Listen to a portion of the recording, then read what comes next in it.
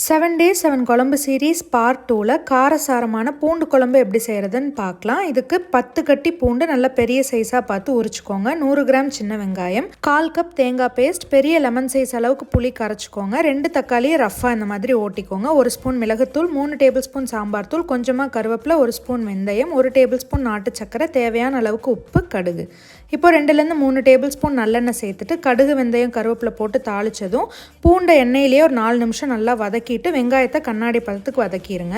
இந்த ஸ்டேஜில் தக்காளி சேர்த்து நல்லா இந்த மாதிரி மசிய வதக்கிட்டு பாதி உப்பு சேர்த்து நல்லா கலந்துருங்க.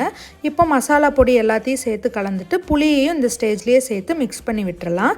இந்த குழம்புக்கு 1லேருந்து 1.5 கப் அளவுக்கு தண்ணி மட்டும் சேர்த்துட்டு உப்பு பத்தலைனா சேர்த்து நல்லா கலந்துட்டு மூடி போட்டு 10 நிமிஷம் விட்டுருங்க. இந்த ஸ்டேஜ்லேயே பூண்டு நல்லா வெந்துடும்.